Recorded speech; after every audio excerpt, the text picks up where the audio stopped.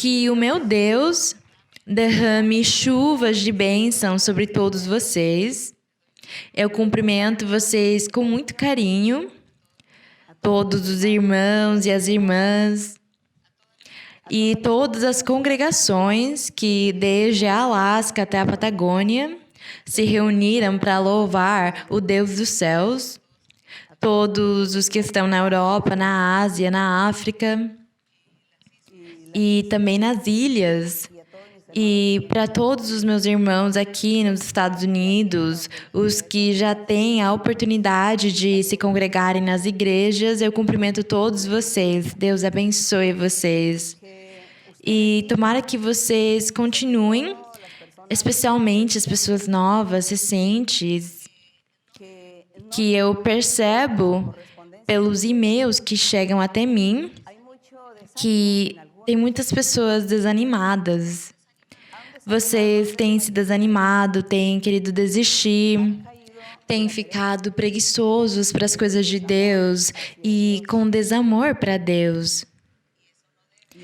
E não tem que ser assim, porque se estando com Deus e vivendo com o nosso Deus, temos problemas e dificuldades e perseguições do nosso inimigo, seria ainda maior o nosso sofrimento e a nossa amargura, a infelicidade que seria viver no mundo afastado de Deus. Então, tomem muito cuidado as pessoas que falam que estão desistindo, que não querem mais ouvir os ensinamentos, nem ler Bíblia, nem orar. Tomem muito cuidado, porque no mundo as pessoas sofrem. E não só isso, você vai sofrer no mundo porque você vai estar sozinho, sem o apoio de Deus. E depois, se a morte te pegar de surpresa, onde você vai ir? Onde você vai ficar? Você vai continuar sofrendo na eternidade? Então sejam inteligentes. A salvação, o caminho de Deus, o caminho do Evangelho, é para os inteligentes, para os sábios. Aquela pessoa que for inteligente e sábia vai seguir o caminho de Deus até a morte, até o fim da sua vida. Porque é assim que a palavra de Deus diz que vai ser. E se nós formos meditar e falar de uma forma lógica, pensando logicamente, nós vamos perceber que realmente o caminho de Deus e quem amar a Deus e seguir Ele é uma pessoa muito inteligente e sábia. E as pessoas que se deixam influenciar por qualquer situação ou dificuldade da vida, e não só isso, mas pelos prazeres também, os prazeres do mundo e da carne, as pessoas que se deixam influenciar por aquilo, são pessoas sem conhecimento, são consideradas sem conhecimento. Então, se você quiser ser inteligente, continue buscando o caminho do Senhor e continue andando nesse caminho, clamando para Deus e pedindo para Ele te ajudar a seguir em frente. E o meu desejo, com todo o meu coração, é vocês voltarem ao caminho do Senhor. Hoje nós vamos estar aqui, vocês podem se sentar, cada um ficar confortáveis nas suas casas e nós vamos cantar ao Senhor um hino que nós temos o costume de cantar para Ele com o nosso instrumento natural. Nós vamos cantar o hino 180, que chama Saí Já do Egito. Este hino, tem muitas pessoas que não entendem ele quando cantam, não entendem o que significa sair do Egito. E vamos lembrar que, no sentido físico, material e literal, Deus disse para Moisés que ele teria de tirar o povo do Egito e levar eles para uma terra onde manava leite e mel, uma terra de bênçãos e triunfos, que era a terra de Canaã. E Deus queria que o povo desfrutasse na terra de Canaã. Era a bênção material que Deus tinha para o povo.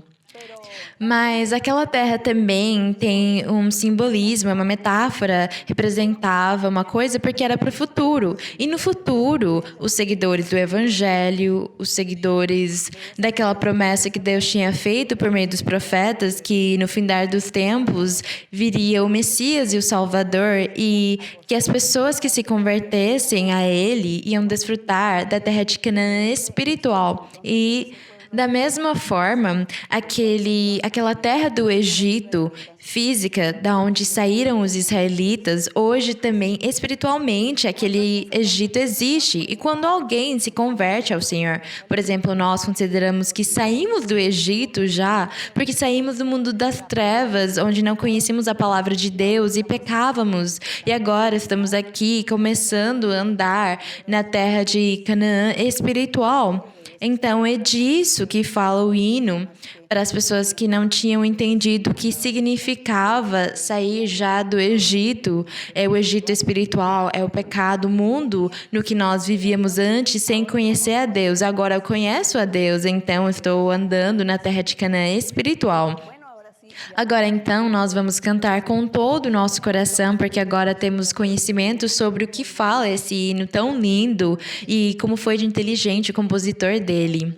Bem, diz assim: Marché ya de Egipto a la tierra de Canaán, mi Salvador me guiaba con mano de poder. Él me dio victoria sobre fuego y mar, y cuando fui salvado ya pude jubilar. En Egipto ya no me busquen más, porque habito ya en tierra de Canaán. En Egipto ya no me busquen más, porque habito ya en tierra de Canaán. Mi amor lo puse en él y al blanco yo miré, andando en su camino mi Canaán hallé. Allí me dio herencia en su fidelidad, y canto aleluya, qué grande libertad. En Egipto ya no me busquen más, porque habito ya en tierra de Canaán. En Egipto ya no me busquen más, porque habito ya en tierra de Canaán. Anduve sobre montes, a Escol yo bajé, en donde uvas, higos, granadas encontré.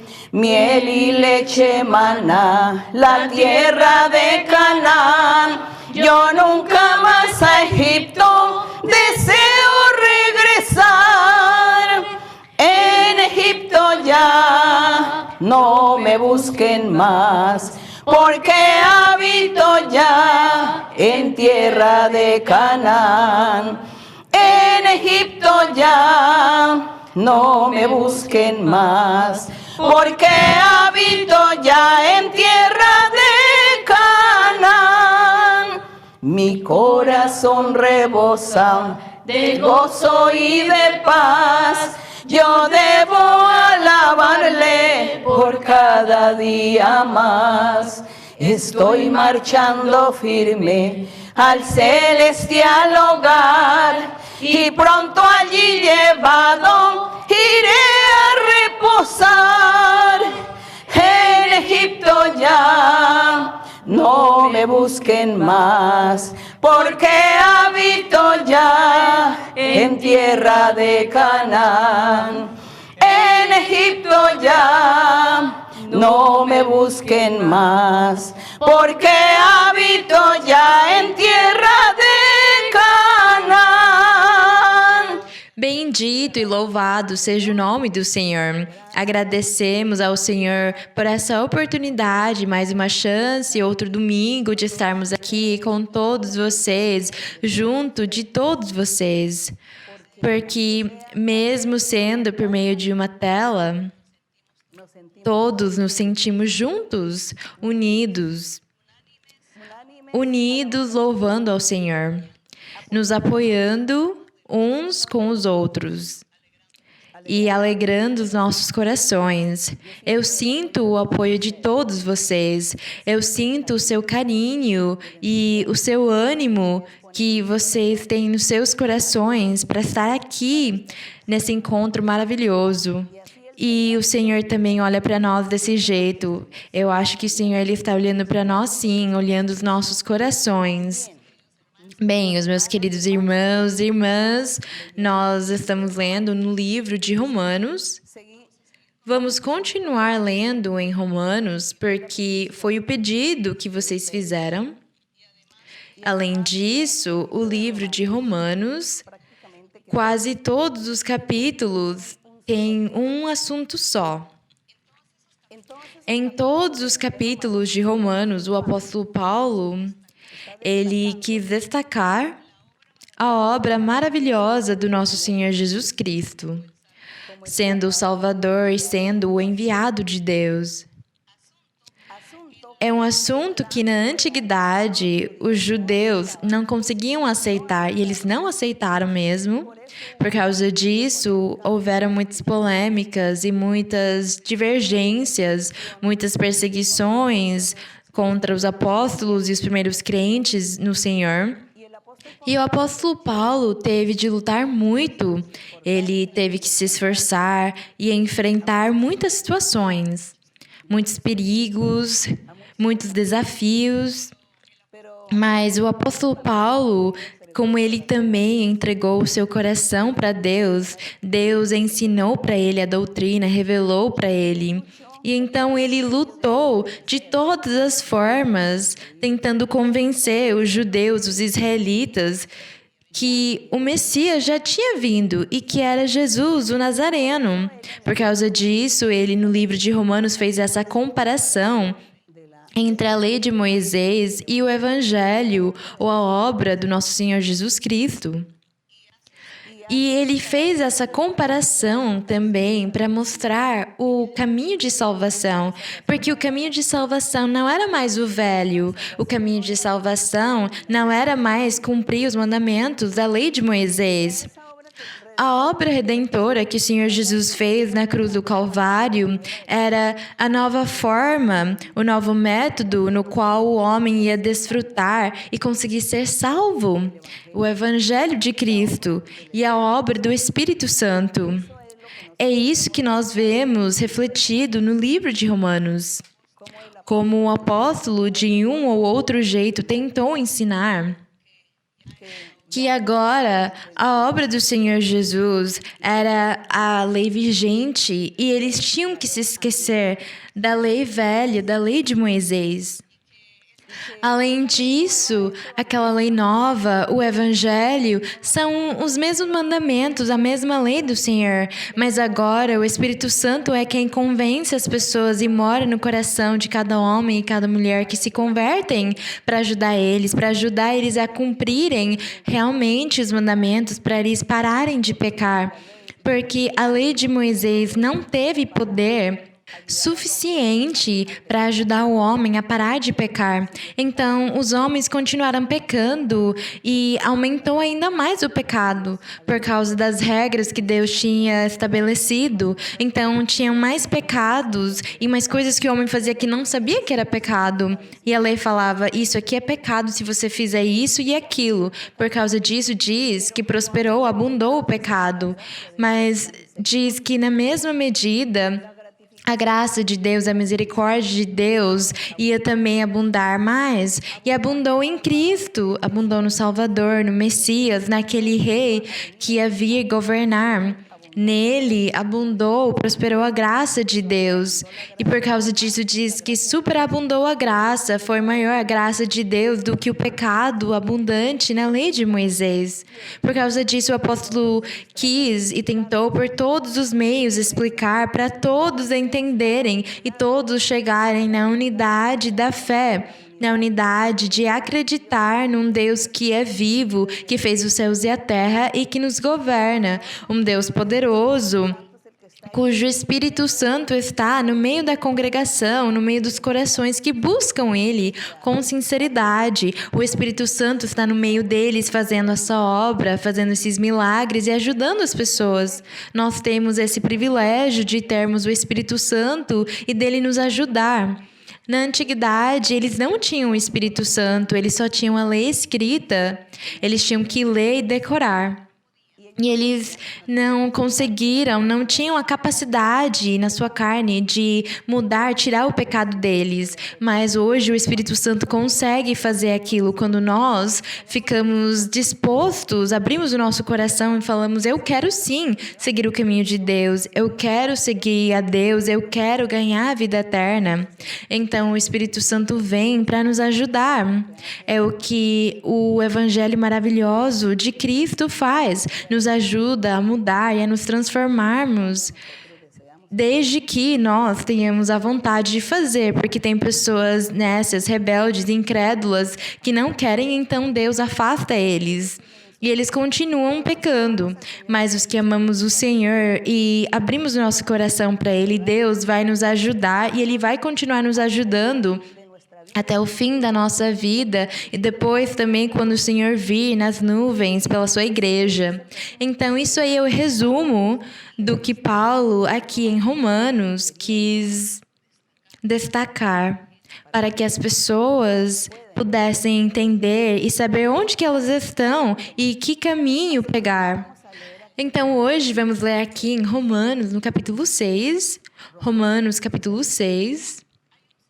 Tem um título que colocaram os estudiosos da Bíblia. Os estudiosos da Bíblia, quando eles leram esse capítulo, eles concordaram que o título tinha que ser Mortos para o Pecado. Mas eu diria que no Evangelho do Senhor, no decorrer da nossa leitura desses versos, nós vamos entender e compreender o que significa essa frase aqui, essa expressão, mortos para o pecado, morrer para o pecado. E por que o apóstolo Paulo, ele falou tanto sobre mortos para o pecado? E é porque todos os que viveram sob a lei, todos eles estavam pecando. Não tinha nenhum só que não estivesse pecando, que pudesse falar: eu sou inocente, não estou pecando. Diz na Bíblia que todos, e vamos lembrar dos salmos que nós lemos, quando diz que Deus olhou para os filhos dos homens para ver se tinha algum que tivesse feito a vontade de Deus, mas não tinha nenhum fazendo a vontade de Deus. E como não tinha nenhum, então Deus rejeitou eles. Mas o Senhor Jesus, o Salvador, o precursor, ele disse: não, eu vou resgatar essas pessoas, eu vou resgatar eles e eu vou reconciliar eles contigo. Foi o plano dele, foi o que o Senhor fez. Por causa disso, nós vamos conseguir entender agora um pouco mais o que Paulo disse no capítulo 6. Mas para conseguir entender alguma coisa do capítulo 6, vamos ter que voltar até o 5, que nós lemos na semana passada.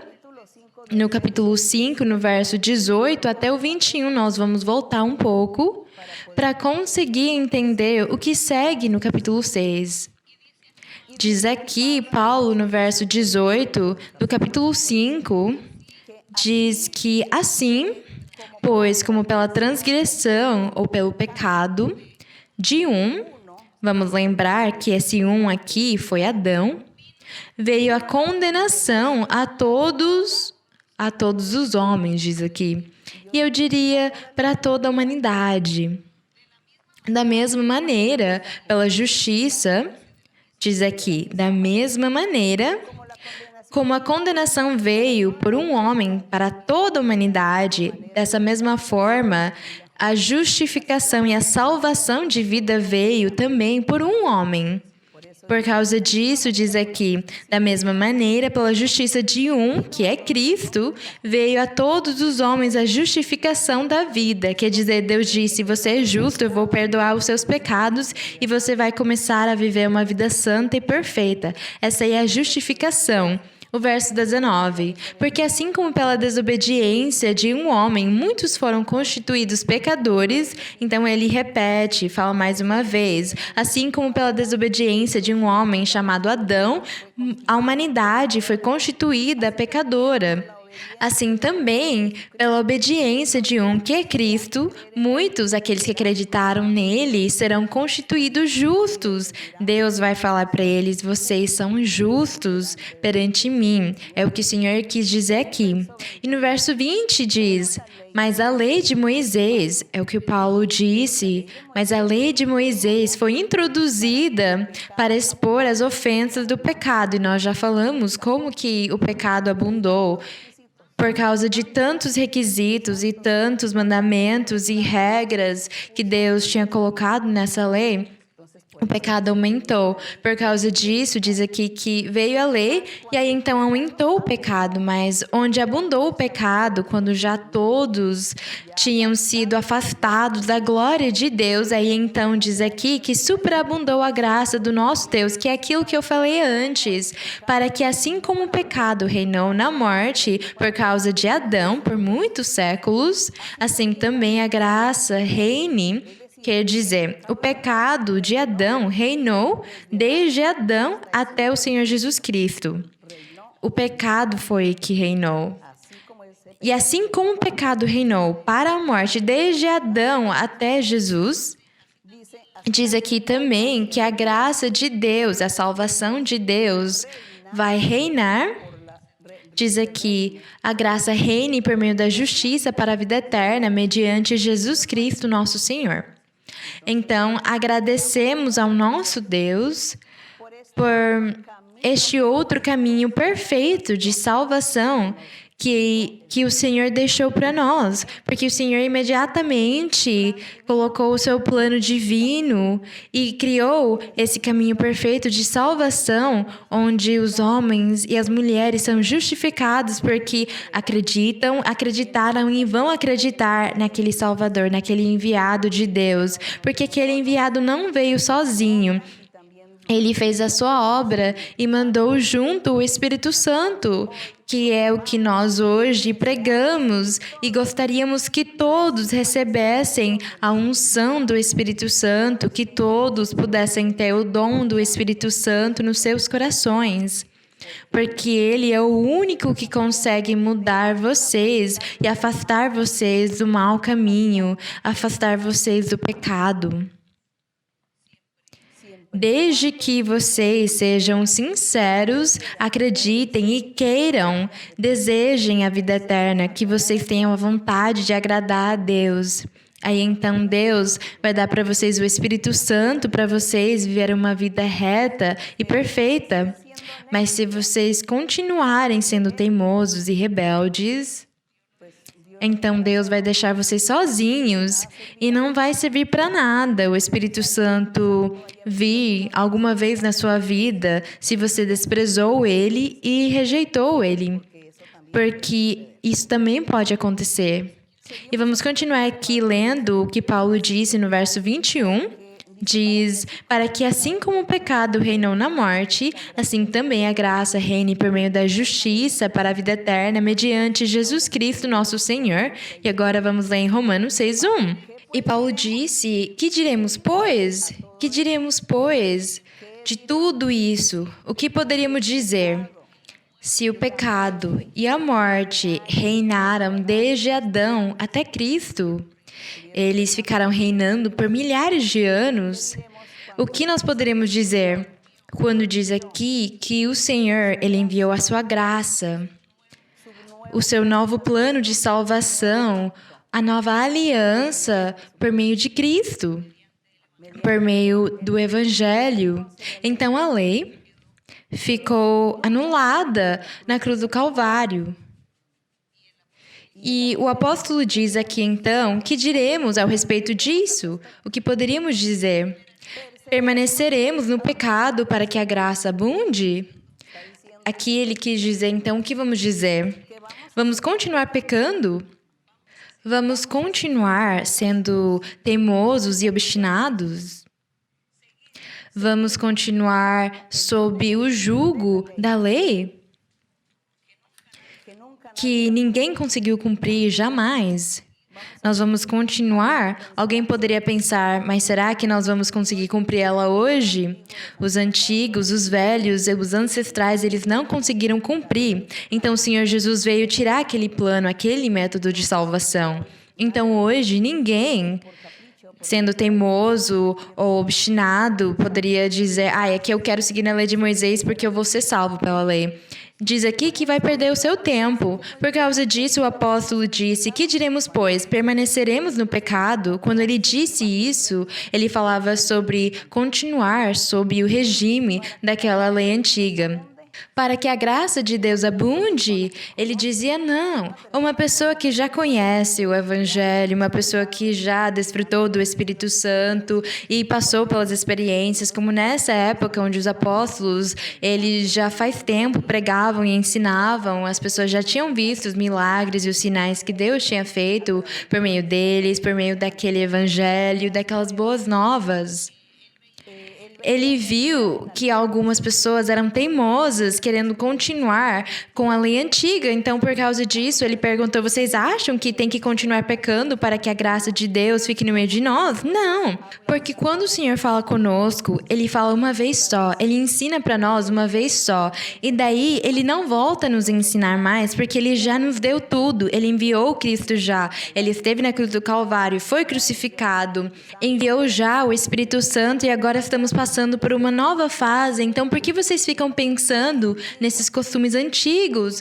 Por que vocês não pensam melhor que estão vivendo na era do Espírito Santo e vocês têm que mudar e parar de pecar? Porque não vai ter mais chance de Deus ter misericórdia de vocês, porque Deus teve misericórdia uma só vez na vida. E o Senhor não pode ficar se sacrificando todas as vezes numa cruz lá no Calvário, ele ser crucificado todas as vezes que vocês pecarem. Então, todas as vezes o Senhor tem que ir lá e se crucificar para você ser salvo? Ele diz, não dá para fazer isso. Deus fez uma só vez e daí para frente as pessoas elas têm que se converter e mudar a sua vida e se decidir se elas vão seguir o caminho que Deus desenhou para elas, o caminho da fé. Então, por causa disso, o apóstolo disse para eles, vocês têm que pensar, têm que refletir. O que vocês acham? Vamos continuar no pecado para que a graça abunde? Ele fala de maneira alguma no verso 2. Porque nós, os que morremos para o pecado, são as pessoas, os homens e as mulheres que já se converteram àquela nova fase, àquela nova era, aquele novo método de salvação, que é o Evangelho de Cristo e a fé em Cristo, a fé que teve Abraão, e é essa fé. A fé que ele quis destacar aqui. Ele diz que as pessoas que tiveram essa fé de acreditarem e confiarem no Senhor, então eles, diz, nós temos morrido para o pecado. Querendo dizer que se eu me decidir seguir o caminho de evangelho e o caminho de fé do Senhor Jesus, Ele imediatamente vem na minha vida, no meu coração, fazer um milagre na minha vida, tirar de mim muitas coisas e me fazer entender que eu não tenho mais que ficar pecando e fazendo aquelas coisas desagradáveis que acabam ofendendo a Deus. Que eu preciso viver uma vida santa. E quem vai me ajudar? O Espírito Santo é quem vai me ajudar a conseguir mudar. Por causa disso, ele diz, eu morri para o pecado. Eu morri para o pecado, porque foi essa a minha decisão. É o que eu tenho feito na minha vida desde que eu conhecia Deus. Eu me afastei do pecado. E eu não voltei mais a pecar, porque eu conheço já o que é o pecado e qual é o pecado. Então, eu oro para o Senhor no dia que eu estiver passando por uma prova ou eu estiver sendo tentada pelo inimigo para fazer uma coisa má ou desagradável. Eu falo, Senhor, me ajuda, me guarda, porque o inimigo está me tentando. Ele está colocando armadilhas para que eu caia e eu acabe te ofendendo. Então, Senhor, me ajuda. Porque aquela vontade de pecar não existe mais na minha carne, mas o diabo, ele fica colocando muitas armadilhas para que eu caia no momento determinado. Então diz que nós morremos para o pecado. É isso, nós renunciamos o pecado. Eu não quero mais pecar, porque eu acredito em Cristo. E eu quero agradar a Deus. Eu quero ganhar a vida eterna. Por causa disso, eu não quero mais pecar, então eu morri para o pecado. Mas as pessoas que vivem pecando e falam que conhecem a Deus e falam que vão na igreja e que elas ouvem a pregação ou que elas recebem profecia e elas continuam pecando, elas não morreram para o pecado, elas continuam vivendo no pecado. Mas aqui o apóstolo disse: nós, os que morremos para o pecado, como viveremos ainda nele? E ele tinha razão. Como é possível que eu precise voltar e começar a pecar de novo? Não é possível. Primeiro, porque dentro de mim não existe mais vontade de fazer aquilo. E segundo, porque eu amo a Deus e eu quero agradar a Ele em tudo. E Ele me ajuda. Então é Ele quem me ajuda a tirar a vontade de pecar de dentro de mim. Então, agora vocês entendem mais ou menos, irmãos, o que significa aqueles que temos morto para o pecado, que nós renunciamos o pecado para seguir uma vida santa perante Deus. Verso 3. Ou ignorais que todos os que fomos batizados em Cristo Jesus fomos batizados em sua morte? Aqui ele fala sobre batismo em água. Fala aqui que o batismo em água é um simbolismo, é uma semelhança da morte e da ressurreição. O Senhor Jesus, ele morreu na cruz do Calvário e ele ressuscitou. E diz aqui que os crentes dele, os seguidores dele, se eles forem batizados em água, então simbolicamente eles também vão morrer para ressuscitar com Cristo. Eles estão se decidindo. Eles estão dizendo: Senhor, eu quero seguir o caminho da fé de Abraão. Eu quero seguir esse evangelho e acreditar em Ti, Te seguir, porque eu sei que Tu vais me ajudar, vais enviar o Espírito Santo e me dar dons e me mudar, então eu quero seguir nesse caminho. Então esse aqui é o meu compromisso. Eu vou me batizar em água para ficar comprometida contigo, que daqui para frente eu vou viver uma vida santa e reta para Te agradar, porque eu quero ganhar a vida eterna. É isso que significa o batismo em água. É um simbolismo, uma representação de eu morrer simbolicamente para o pecado, para o mundo e ressuscitar com Cristo Jesus. Mas tem pessoas que se batizam, mas o ano seguinte elas de novo vão para o mundo pecar. Então o compromisso que elas fizeram do batismo em água não serviu para nada, é nulo e Deus não leva ele em consideração. Pelo contrário, por eles zombarem de Deus e não respeitarem as coisas de Deus, Deus vai castigar eles muito. Mas aqueles que amam o Senhor e são sinceros, então eles vão valorizar esse ato, valorizar a decisão que vocês tomaram daí para frente de seguir no caminho do Senhor. Por causa disso, diz aqui, os que fomos batizados em Cristo Jesus, fomos batizados em sua morte. O 4. Fomos, pois, sepultados juntamente com Ele. Sepultados, porque o batismo acontece quando a pessoa fica totalmente embaixo da água. É uma submersão, onde a pessoa fica embaixo da água totalmente, da cabeça até os pés dela ficam embaixo da água. Isso aí é o batismo, é o simbolismo de ser sepultado em água, ficar embaixo da água totalmente. Diz: fomos, pois, sepultados juntamente com Ele para a morte por meio do batismo, a fim de que, como Cristo ressuscitou ao terceiro dia, diz aqui, ressuscitou dos mortos pela glória do Pai, assim também nós andemos em novidade de vida. Então, quando eu fui batizada e eu saí das águas, eu fiz um compromisso com Deus, que daí para frente eu ia andar no caminho do Senhor para viver uma vida nova, uma vida sem pecado, uma vida com Deus e uma vida feliz, porque as coisas de Deus são felicidade e Deus nos dá felicidade nessa vida física material. Deus, Ele nos dá muita felicidade e paz. Então, vamos continuar lendo aqui. No verso 5 diz: porque se fomos plantados juntamente com Cristo na semelhança de sua morte, falando do batismo em água, que é um ato que tem que ser respeitado.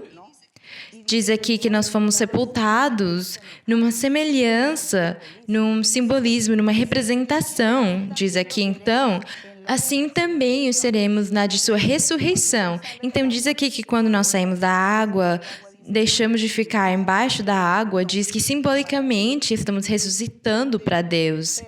Mas alguém poderia dizer, tá, mas e as pessoas que voltam para o mundo pecar? Então, aquela pessoa, o que ela fez foi nulo, na verdade, não valeu nada. O ato que ele fez foi hipócrita diante de Deus e Deus que vai julgar ele.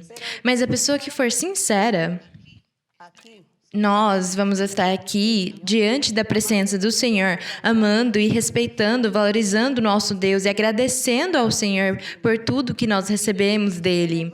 No verso 6 diz, conhecedores disso, de que nosso velho homem, quer dizer, a nossa vida antiga que nós vivemos antes, a vida de pecado, a vida de fraquezas, de teimosias, de pecado, de arrogância, de rebeldia, de orgulhos e vinganças, nós estávamos fazendo esses pecados, isso aí chama o velho homem.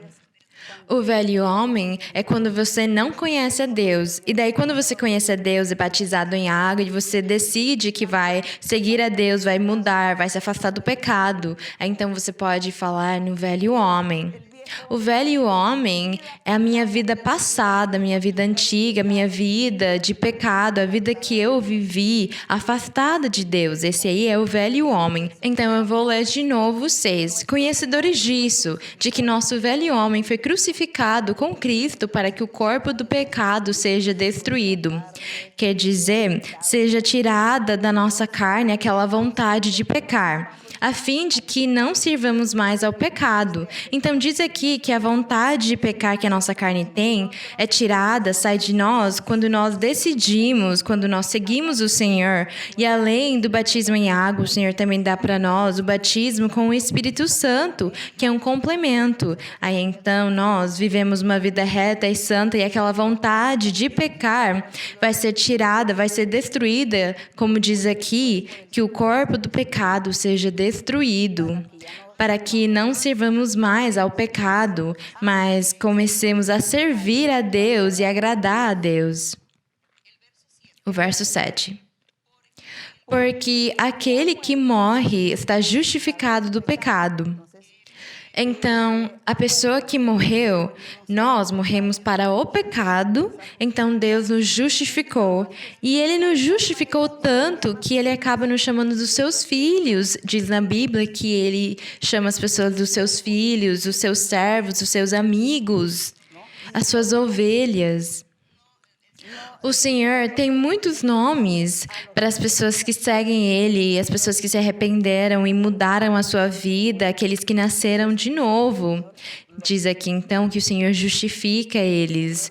E o Senhor, Ele faz promessas maravilhosas para nós. Diz para nós que vai nos abençoar, que Ele vai nos guardar, que Ele vai nos proteger. Ele fala para nós, não fica com medo, segue em frente, porque eu vou te ajudar. É o que o Senhor faz quando nós morremos para o pecado. Então, diz aqui que somos justificados.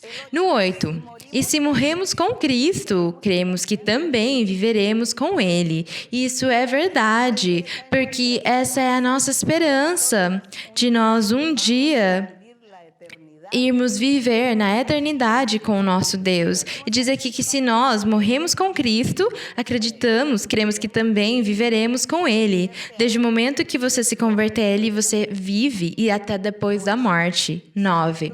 Sabendo que Cristo, havendo ressuscitado dos mortos, já não morre. A morte já não mais se apodera dele. Porque, quanto a ter morrido para o pecado, morreu uma vez por todas, mas quanto a viver, para Deus vive. Eu já tinha explicado para vocês que ele fez o seu sacrifício e ele morreu uma só vez. Então, ele não pode ficar morrendo todas as vezes por um homem que acaba pecando o tempo todo. Ele morreu uma só vez e só isso. Então, seres humanos que se convertem, decidem ter um compromisso com Deus e são batizados em água, eles fazem esse compromisso com Deus e têm a aspiração daí para frente de morrer para o pecado e agradar a Deus para viver com Cristo daí até a eternidade. É esse o compromisso deles. E diz aqui que acontece só uma vez. O verso 10 diz: porque quanto a ter morrido, para o pecado morreu uma vez por todas. Mas quanto a viver, para Deus vive. Assim também vós, considerai-vos mortos para o pecado, mas vivos para Deus em Cristo Jesus, Senhor nosso. O verso 12. Não reine, pois, o pecado em vosso corpo mortal. Percebam que o apóstolo Paulo aqui, ele também observou esse fenômeno. O apóstolo, ele já tinha percebido que muitos tinham se convertido, aparentemente, entre aspas, eles tinham se convertido a seguir o caminho do Senhor, o caminho do verdadeiro evangelho, aquele caminho de fé que nós temos pelo exemplo de Abraão.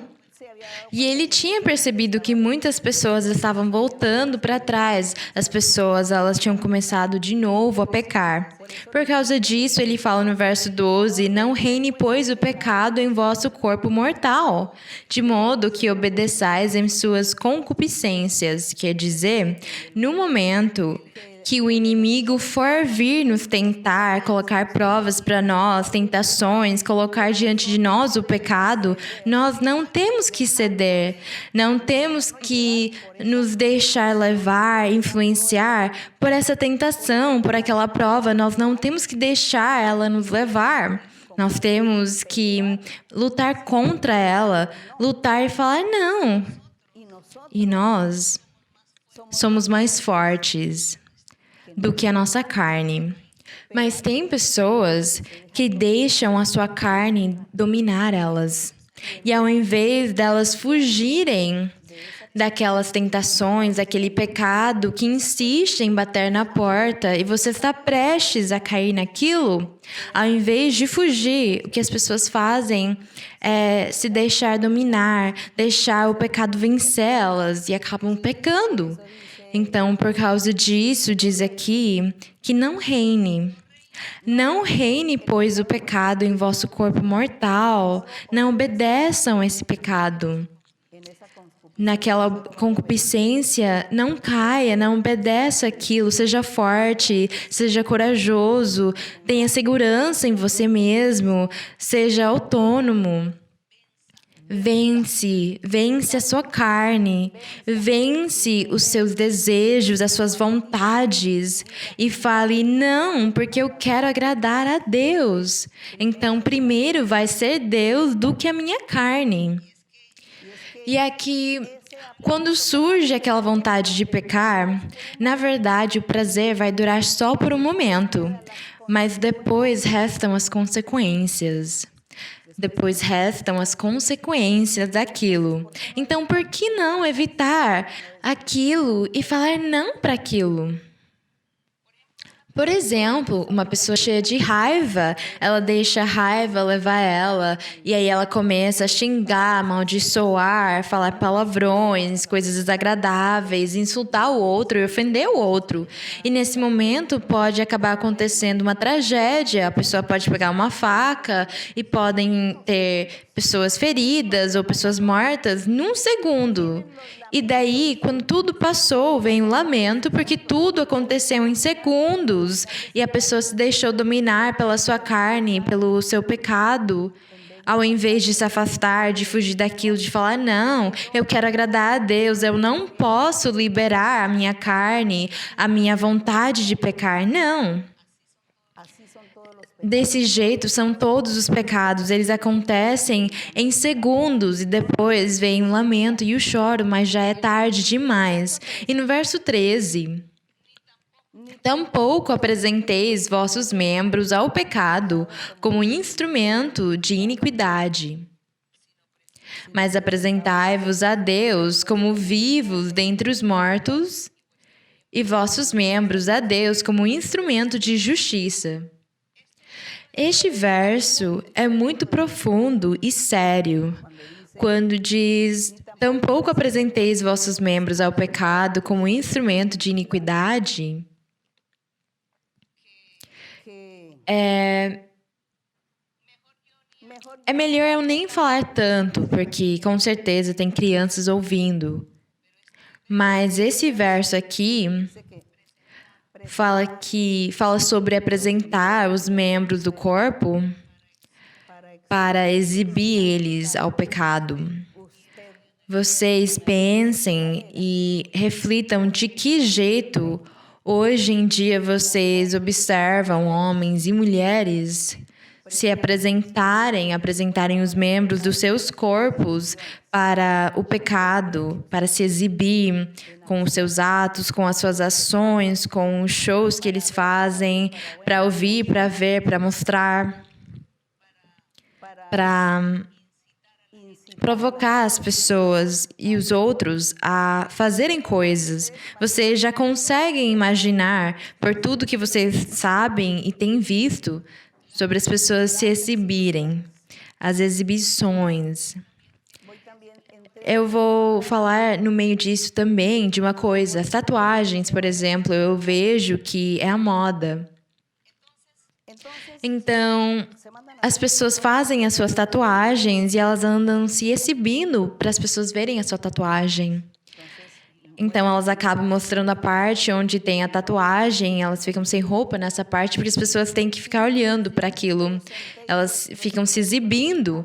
Então, ele diz aqui, apresentando vossos membros ao pecado como instrumento de iniquidade. Essa frase aqui ensina muito para nós, fala muito para nós, mas eu não vou falar disso agora, pelo respeito que eu tenho pelas crianças. Mas vocês, os adultos, tudo que nós vemos nos filmes, na televisão, na internet, quando as pessoas ficam cheias de vícios, entrando na internet, assistir coisas, ver coisas e shows desse tipo, é o que ele diz aqui: tampouco apresenteis vossos membros ao pecado, porque a nossa carne é a que nos faz pecar, como instrumento de iniquidade, diz, mas apresentai-vos a Deus, porque Deus é vivo. Vocês têm que se apresentar diante dele como membros e instrumentos de justiça, de retidão, de santidade. Diz aqui que vocês têm que se apresentar diante de Deus como instrumentos de santidade, de perfeição, de pudor, de decência, de respeito para os outros e respeito e valor para o nosso Deus. Respeito e valor por nós mesmos também, pela nossa dignidade. E no verso 14 diz: porque o pecado não se apoderará de vós. Percebam o que diz aqui. Porque o pecado não se apoderará de vós, pois não estáis debaixo da lei, mas debaixo da graça, quer dizer que vocês estão sob o poder do Espírito de Deus, que tem poder suficiente para tirar de vocês a sua vontade de pecar. Então, por causa disso, diz que o pecado não se apoderará. Ele não vai virar o dono de mim. O pecado não vai se apoderar de mim, porque eu já tenho convicção, porque eu conheço a doutrina, eu sei o caminho, eu tenho convicção e segurança em Deus, e por causa disso eu posso rejeitar Ele e ainda ensinar os outros a rejeitarem o pecado e não caírem no erro, no pecado, não caírem na permissividade, porque na verdade tem muitas pessoas indulgentes, permissivas com o pecado da sua família, dos seus vizinhos, das suas amizades. Eles vivem pecando e aí você vira permissivo, indulgente, tolerante daquela pessoa, do pecado dela, e você ignora aquilo e vocês vivem juntos, se reunindo, alegres e felizes, sem você jamais ensinar nem corrigir ela. É isso. É aquela permissividade. O que é aquilo? Aquilo é o pecado se apoderando de nós. Então, quando o pecado não consegue se apoderar de mim, não vira o meu dono, então eu vivo uma vida digna diante de Deus e ao meu redor eu não permito, eu não deixo as pessoas ao meu redor pecarem e zombarem de Deus, sendo hipócritas com Deus e eu ficando feliz no meio deles. Não, eu tento ensinar, corrigir, repreender aquelas condutas, mas se eles não quiserem me ouvir, então eles não vão ser mais o meu amigo, a minha amiga, o meu parente. É melhor eles se afastarem e viver a vida deles, porque eu não quero mais ficar perto deles, porque eles não querem ouvir, não querem mudar, não querem agradar a Deus. Porque o pecado não pode se apoderar de nós, somos nós. os que temos que nos apoderar do pecado para falar sim ou não. Eu quero ou não quero. Isso aqui é a profundidade do que o apóstolo ensinou para eles, a diferença que tinha entre o Evangelho de Cristo, do Salvador, do Messias que foi enviado por Deus, a diferença que tinha com a lei antiga, a velha lei, que não trouxe bons resultados para as pessoas e que não permitiu as pessoas viverem em santidade. Ninguém viveu na santidade que Deus queria. Então, é o Espírito Santo o único quem vai ajudar os homens e as mulheres a viverem uma vida reta e santa. Mas é necessário ter uma vida reta e santa com Deus, se entregar a Deus, que Deus seja primeiro do que as outras pessoas, do que os outros, se eles não quiserem ouvir e se eles não aceitarem a nossa correção. Então, não, porque é o que o verso está dizendo aqui. O pecado não se apoderará de vós, de nós, porque não estamos debaixo dessa lei, mas estamos sob a graça, sob o poder do Espírito Santo, do Evangelho de Cristo, daquela graça que Deus deu para nós.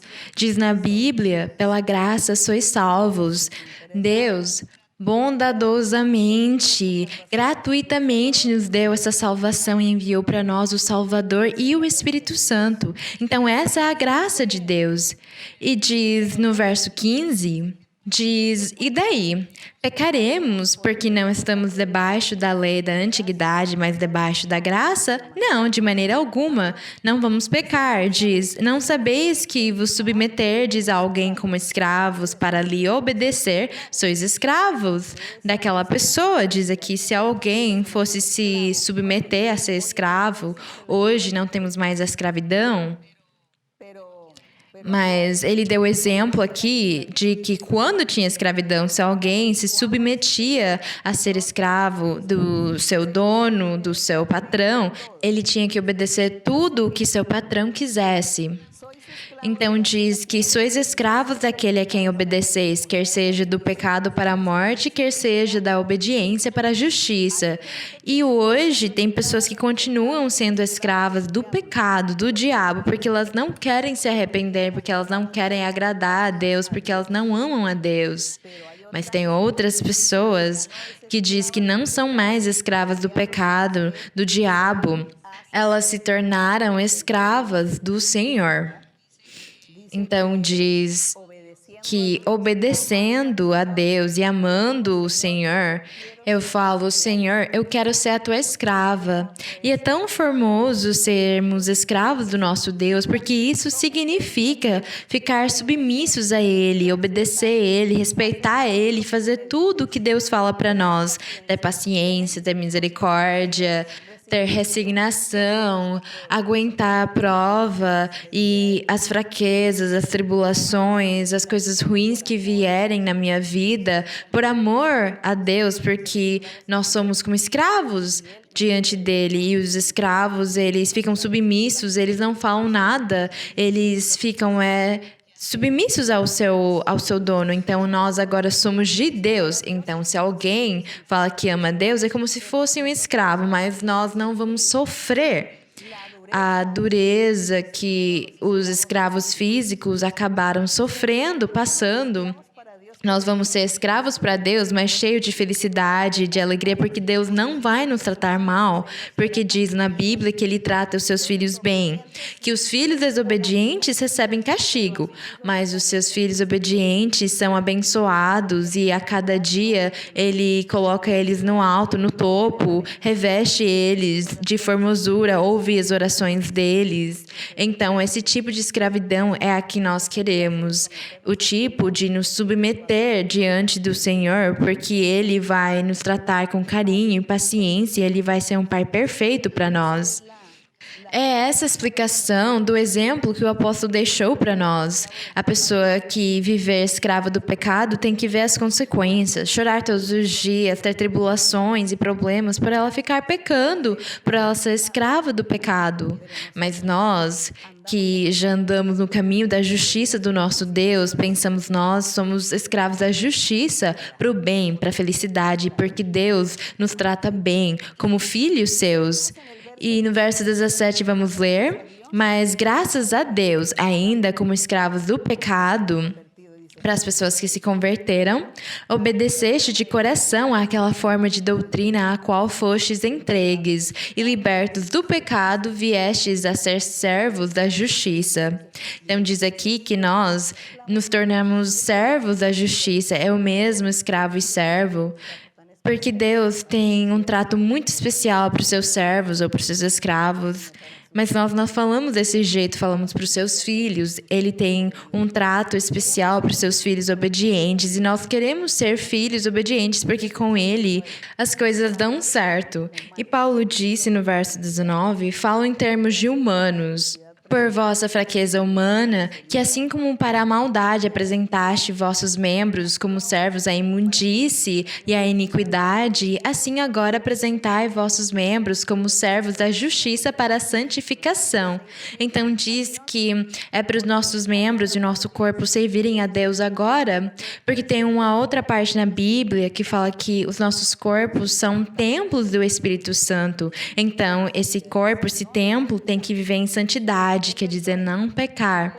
No verso 20, pois quando éreis escravos do pecado, na antiguidade, quando eles cumpriam a lei de Moisés, eles eram escravos do pecado. Éreis livres da justiça, mas que frutos tinhais?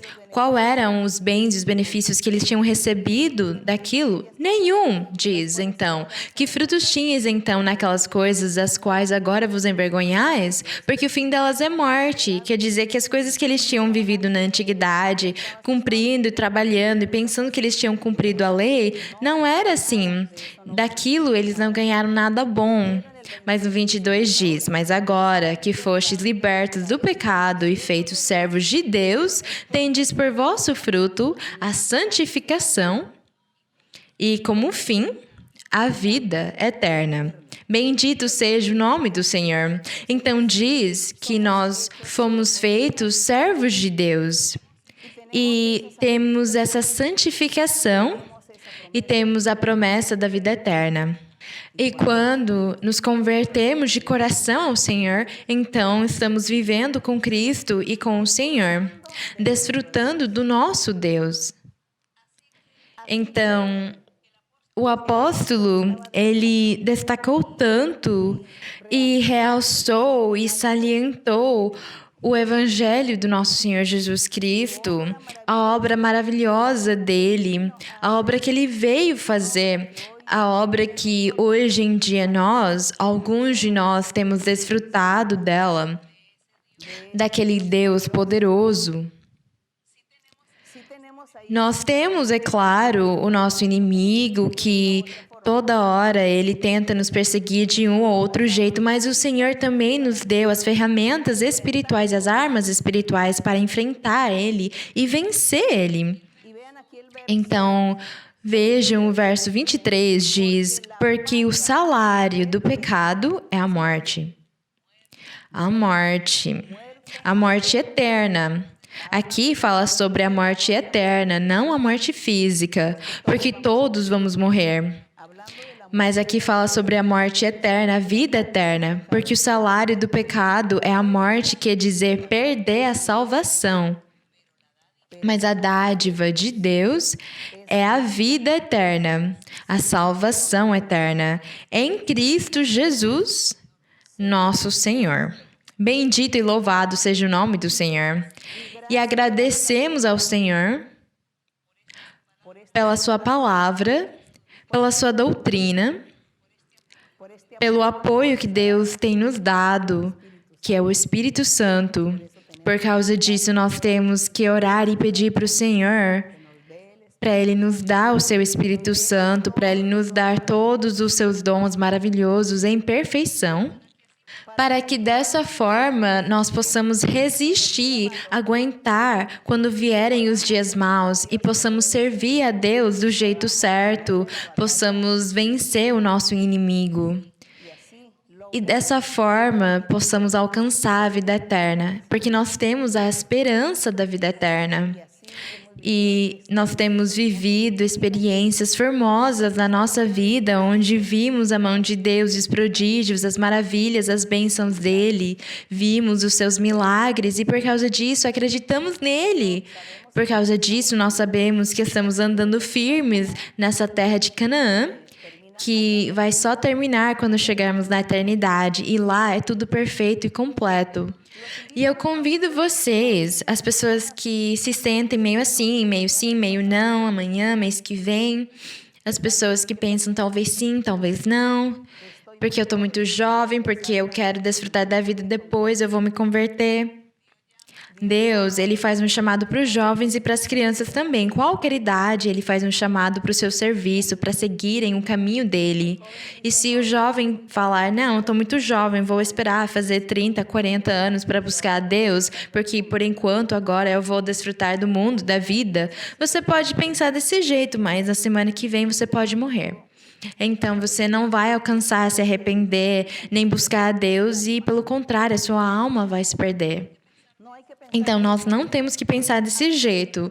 Nós temos que buscar e seguir e servir a Deus em qualquer idade, em qualquer momento da nossa vida. E agradecemos ao nosso Deus pelo seu evangelho maravilhoso. E agradecemos ao nosso Deus pelo chamado que ele fez para Abraão e a promessa que ele fez para ele, porque agora nós fazemos parte dessa promessa que ele fez para Abraão, que ele ia ser pai de muitas pessoas. E somos nós. Somos poucos por enquanto, mas eu sei que vai se cumprir o que o Senhor disse, que muitas pessoas iam chegar para acreditar nele e buscar ele, pessoas de muitas nações, de muitos lugares do mundo. Então vamos orar ao nosso Deus, vamos orar para o Senhor e na nossa oração nós vamos pedir para Deus também pelas curas, as curas para as pessoas que estão doentes. Tem muitas pessoas que estão doentes e que sofrem também pelos feitiços e os trabalhos. Contam para mim que tem muitos feitiços e espíritos maus que perturbam vocês e não deixam vocês dormirem, não deixam vocês em paz.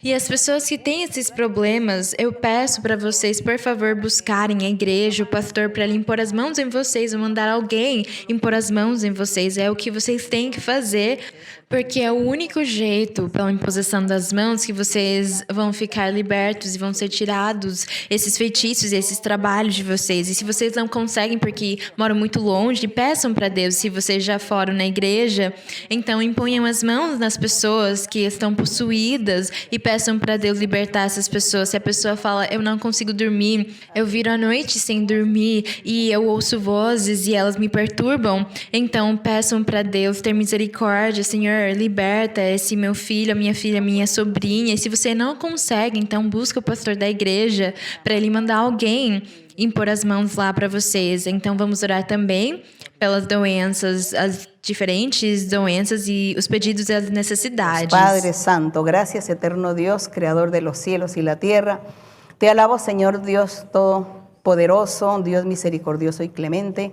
Gracias, Señor, por tu misericordia, por tu amor. Gracias porque estamos delante de tu presencia. Yo sé, mi Señor, que tú has estado con nosotros en esta reunión, has estado en esta enseñanza, has estado seguramente riéndote, Señor, de lo que hablamos, de lo que decimos. Quizá nos hace falta profundizar en la doctrina, pero ya tú nos enseñarás y nos enseñarás para que podamos, Señor, entender todo completo y así poder enseñarle a la gente. Padre Santo, gracias en el nombre de bendiciones. Muitas bênçãos e grandes bênçãos darei, muitos triunfos darei para muitas pessoas. Tem muitos que clamam para mim, que me oram e me pedem, e eu vou responder os seus pedidos, eu vou responder às suas necessidades. Eu enxergo todo o sacrifício que alguns têm feito para me agradar. E eu vou derramar muitas bênçãos, libertarei vocês e também darei dinheiro para alguns que estão precisando de dinheiro. Darei essa bênção de dinheiro e progresso material, físico. E vocês vão ter muitas bênçãos e prosperidade, mais para frente vão acabar os dias de tribulação, porque vem dias onde vocês estarão novamente no meio das minhas congregações, louvando meu nome, e eu vou me manifestar e dar dons em abundância e perfeição, porque vem muitas mudanças para muitos, vem triunfos e libertarei muitos, limparei os corações, tirarei as armadilhas que o inimigo tem colocado para muitos se desanimarem e voltar atrás. Muitos vão voltar para o meu caminho, vou perdoar eles, mas também vou prestar muita atenção nas suas queixas, reclamações, nas suas orações e tudo que vocês fizerem por mim.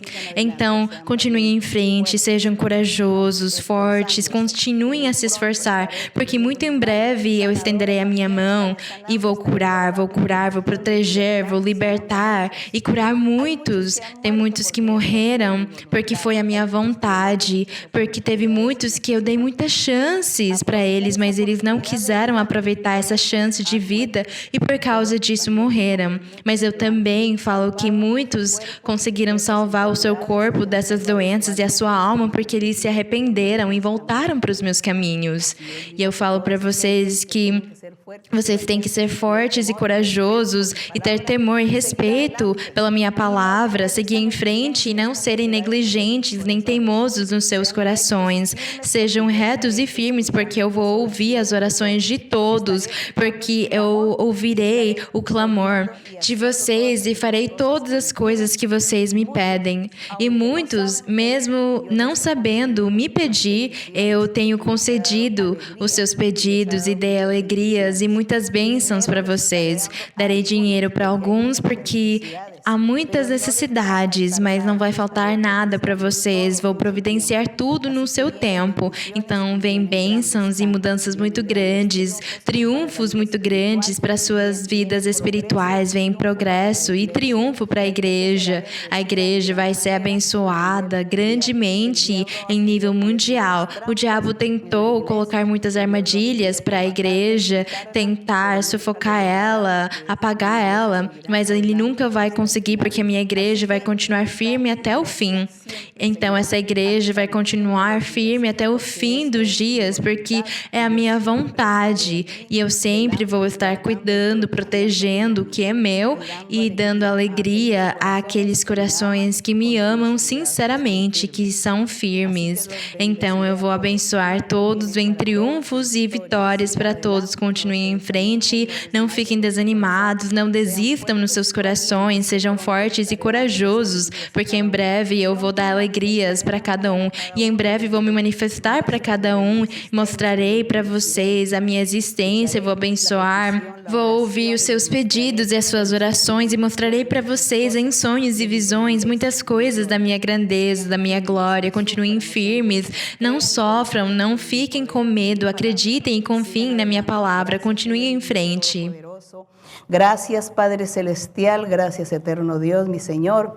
Sobra decirte, mi Padre, que extiendas tu mano sobre los enfermos, porque tú, mi Señor, tienes misericordia. Has tenido misericordia y has bendecido y has sanado y has libertado. Y también, Señor, a los que tienen peticiones, necesidades, Señor, también tú lo conoces a cada uno. Y a cada uno, Señor, tú serás propicio. Gracias, mi Señor. Gracias, Padre Santo. Gracias, eterno Dios. Gracias, las alabanzas para ti, en el nombre glorioso de Jesucristo, tu Hijo amado.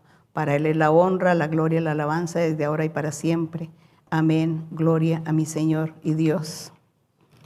Toma, por favor, mi mano, Señor. Contigo quiero ir. Con sangre aquí pagaste por mí. Te quiero hoy servir.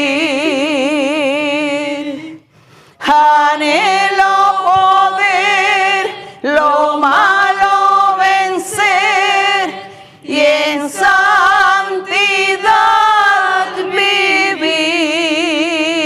vivir. Toma, por favor, mi mano, Señor. Contigo quiero